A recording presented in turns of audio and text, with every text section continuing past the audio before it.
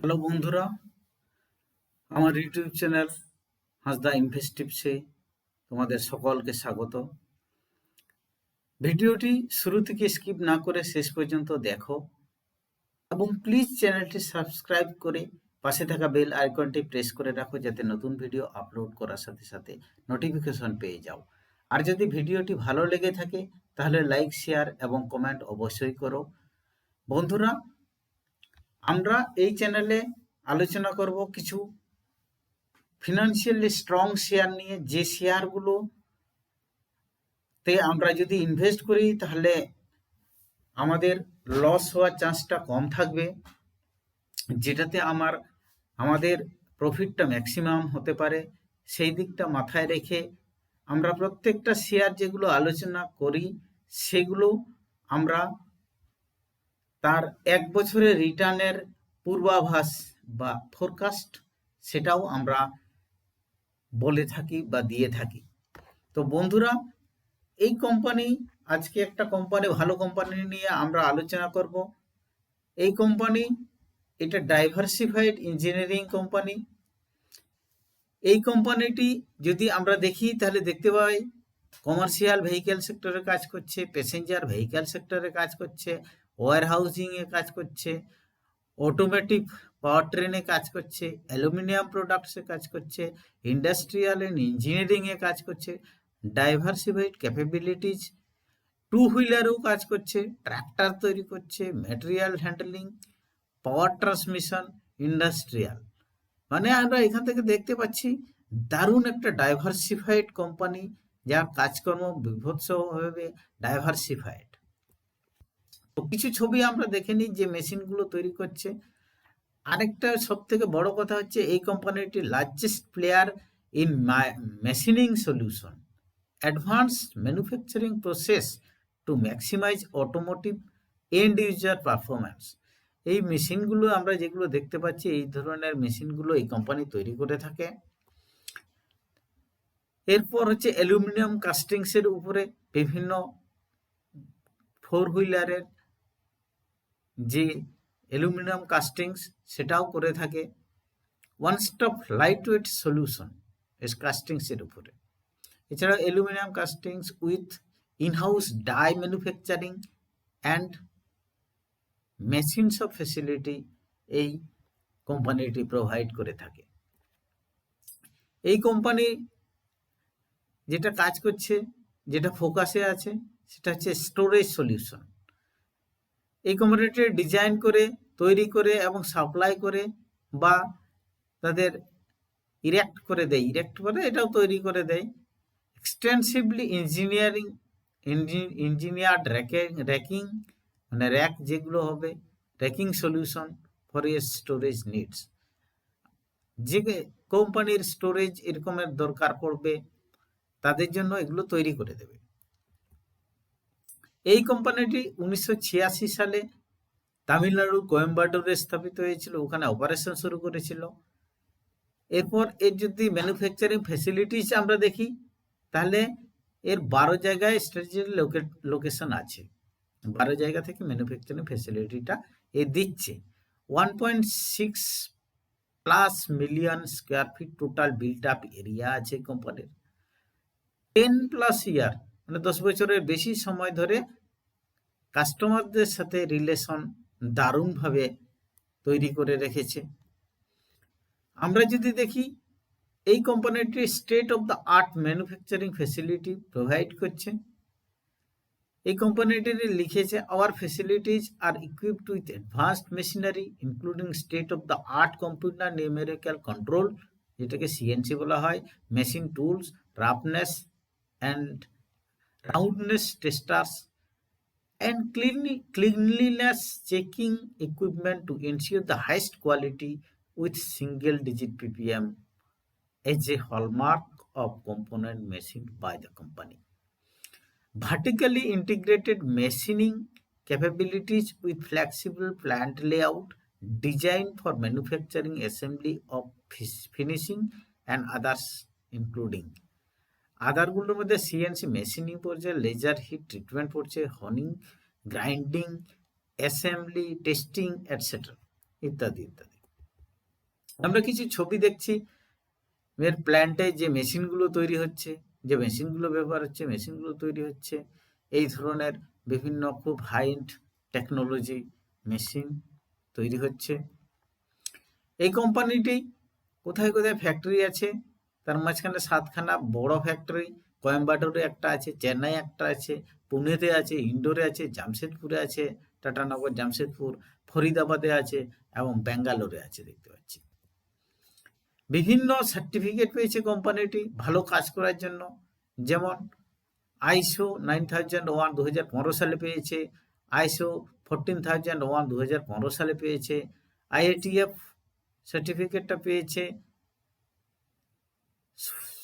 আইএটিএফ 16949টা 2016 সালে পেয়েছে, এইও সার্টিফিকেট পেয়েছে ইন্ডিয়ান কাস্টমস থেকে।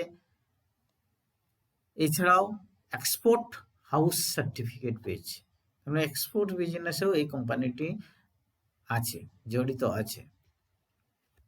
ক্যাপেক্স ক্যাপাসিটি এক্সপ্যানশন, যেটা 2020 সাল থেকে শুরু করেছে, 20 সালে যেটা 124 কোটি টাকা ইনভেস্ট করে 3200 ton HPDC press for manufacture of four-wheeler components, HPDC building extension and melting furnace and other related. Company incurred capex of rupees 1200 crore between fiscal 2017 to 2020. তাহলে 2017 থেকে 2020 সালের মধ্যে এই কোম্পানিটি নিজের বিজনেস, নিজের যে ম্যানুফ্যাকচারিং ক্যাপাসিটি সবগুলো বাড়ানোর জন্য 1200 কোটি টাকা অলরেডি ইনভেস্ট করেছে। এর ফলগুলো এখন ফলতে শুরু করেছে। এই কোম্পানিটি যেটা ফোকাস দিয়েছে, in recent years Craftsman forayed into the storage solution with a slew of products that cater to the warehousing sector. এখন warehousing সেক্টরে জোর দিয়েছে to cater to e commerce in India. ইন্ডিয়াতে ই কমার্সের চাহিদা বাড়ছে, ই কমার্স করতে গেলে ওয়্যার হাউসিং লাগবে, যেখান থেকে বিভিন্ন মাল সাপ্লাই হবে। আমরা যদি দেখি 2017 সালে এই ওয়্যার হাউসিং থেকে যেখানে 2% আসতো রেভিনিউ, সেটা 21 সালে বেড়ে দাঁড়িয়ে গেছে 26%। আমরা এই ছবিতে দেখতে পাচ্ছি বন্ধুরা, এটা কোয়েম্বাটুরের কারখানা, বিশাল বড় জায়গা জুড়ে। 2012 থেকে 2016 যেসব কাজ করছে, স্টোরেজ সলিউশন আরাসুর কোয়েম্বাটুরে, second satellite unit at Pune technology division and HPDC foundry at Bengaluru, aluminium sand foundry HPDC and LPDC in Arasur Coimbatore. আমরা কয়েকটা কি ক্লায়েন্টস যদি আমরা দেখতে পাই, তাহলে আমরা দেখতে পাবো এই কোম্পানির যে কাস্টমার বা ক্লায়েন্টস,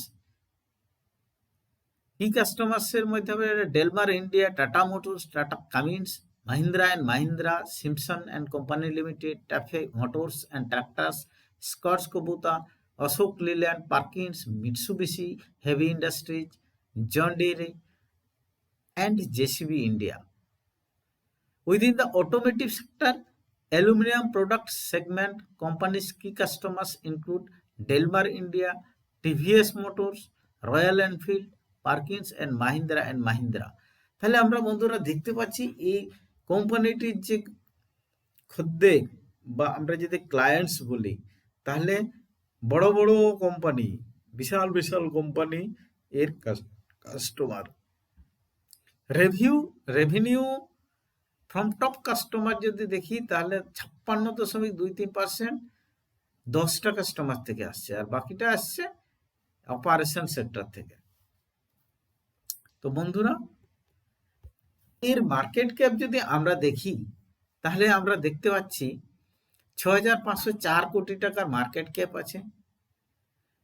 এর স্টক পি 29.7, কারেন্ট প্রাইস চলছে 3077 টাকায়, আরওসি দিচ্ছে 17.8% হারে, আরওই 15%, আর ফেস ভ্যালু 5।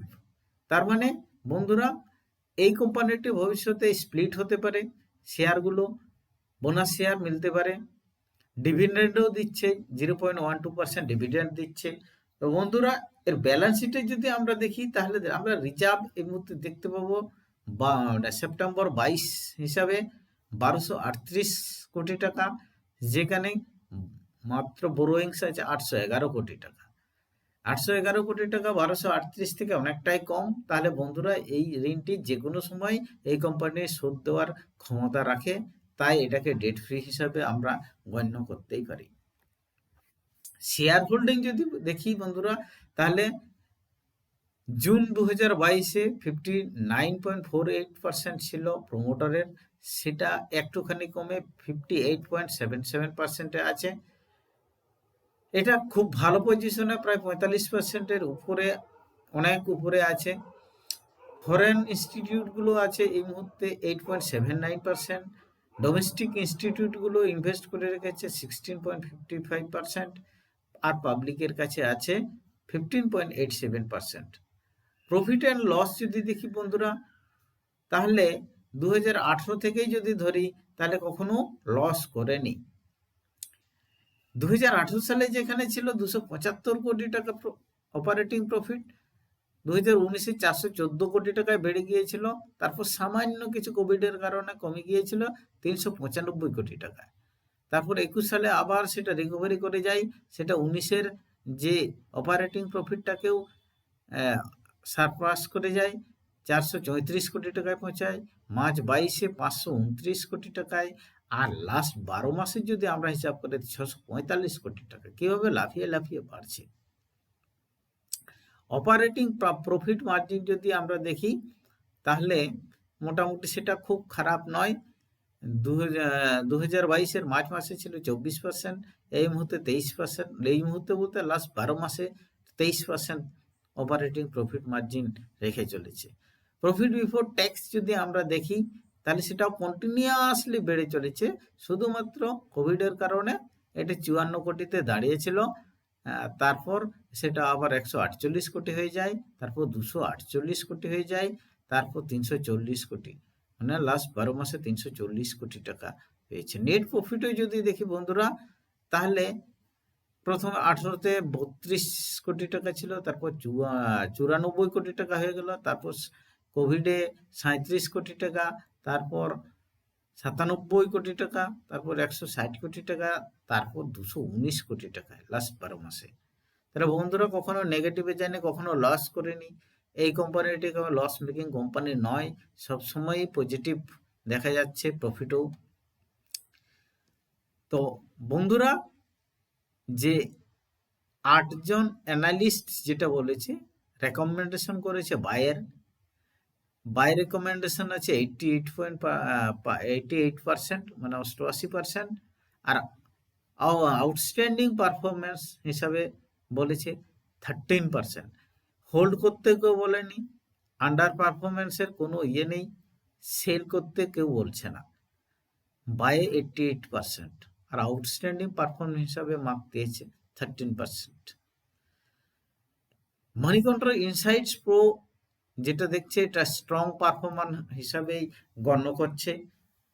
এর পাইট্রোস্কি স্কোর যদি দেখে 8/10, যেটা খুব স্ট্রং ফিনান্সিয়াল পজিশনকে ইন্ডিকেট করছে। 3 বছরের সিএজিআর গ্রোথ যদি আমরা দেখি বন্ধুরা, রেভিনিউ গ্রোথ 6.7% হারে বেড়েছে, নেট প্রফিট 17.9% হারে বেড়েছে, অপারেটিং প্রফিট 8.5% হারে বেড়েছে। আরেকটা অ্যানালিস্টের যদি দেখি, 7 জন অ্যানালিস্ট বলেছে 86% এটাকে বাই করা যায়, আর 8 জন বলেছিল সেটাতে 88% বাই করা দিয়ে বলেছিল।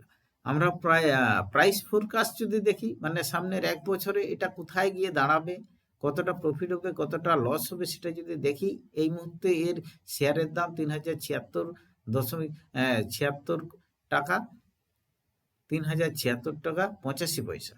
সেটা হাইসে যেতে পারে 4200 টাকায়, মানে প্রায় 37% লাভ হতে পারে।